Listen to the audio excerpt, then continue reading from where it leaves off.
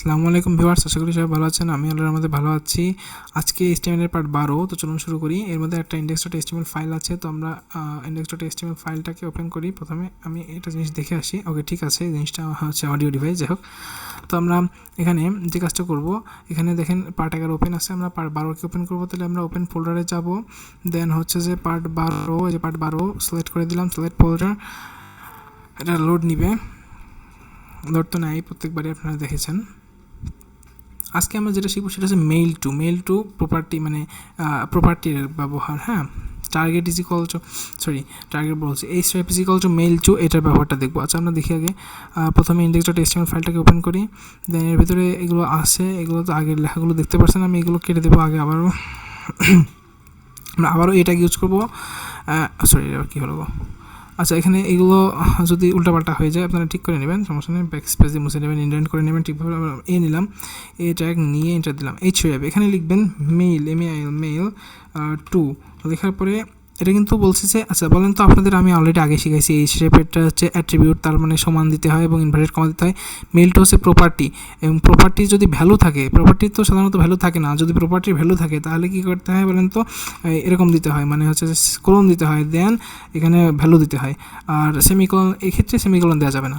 এক্ষেত্রে লাস্টে শুধু একটাই ক্ষেত্রে মনে রাখবেন যে href এর ক্ষেত্রে, href মেইল টু এর ক্ষেত্রে সেমিকোলন দেওয়া যাবে না। এখানে শুধু আপনার মেইলটা লিখে দেবেন। মনে করেন আমার নাম রাতুল 135 যা খুশি তাই ইত্যাদি হবে @gmail.com gmail.com। আমি একটা কথা বলে রাখি, আমি এই মেইলে আপনারা যোগাযোগ করতে যাবেন না। এই মেলটা আমি আন্দাজে দিয়ে দিলাম, আমার নিজস্ব মেল এখানে দিইনি কিন্তু। ওকে, ঠিক আছে। এখানে মেলের যার কাছে মেল পাঠাতে হবে, মানে আপনার কাছে মেল পাঠাবে, তাই না? তাহলে আপনার মেল অ্যাড্রেসটা এখানে দিবেন। দেওয়ার পরে এখানে লিখে দেবেন মেল আস। ঠিক আছে, আপনার যা খুশি লেখেন, সমস্যা নাই। এই লেখাটা ফ্যাক্ট না, তবে যাতে লোকজন দেখে বুঝতে পারে। দেখেন, আমি কিন্তু এটা ভুল করছি। আমি মেল আসটা কিসের ভিতরে লিখছি? ট্যাগের ভিতরে লিখে ফেলছি, এই ক্লোজিং ট্যাগের ভিতরে। এটা কিন্তু ভুল, এটা কিন্তু কাজ করবে না। আমাকে ক্লোজিং ট্যাগটা পরে এবার যে ক্লোজ করে দিতে হবে। এই জায়গায় এসে অ্যাঙ্গেল ব্র্যাকেট দিয়ে দিলাম, ক্লোজ হয়ে গেছে। এবার ঠিক আছে, সেভ করি। এটাকেও আমরা লাইভ সার্ভারে তো চালু করিনি। আচ্ছা, অল্টার LO, তারপরে অল্টার ছেড়ে দিব। ঠিক আছে, এখানে আশা করি আমরা একটা মেল আস বলে একটা অপশনে যে আমরা ক্রিয়েট করলাম অলরেডি, এটা দেখতে পাচ্ছি। আমরা যদি ক্লিক করি তাহলে আমাদের মেল সার্ভিস চালু হয়ে যাবে। দেখেন, মানে মেলে চলে যাবে। দাঁড়ান, আমার যদি একটু লোড নিচ্ছে, যে মেল কিন্তু চলে আসছে, দেখছেন। এবং আমার মেল টুতে আমার মেল এখানে সার্ভিস বন্ধ করা আছে। যাই হোক, মেল টুতে মেলে ফ্রম আর টু থাকে না, ফ্রম তো আপনারটা থাকবে, টুতে হচ্ছে যে AIDটা থাকবে।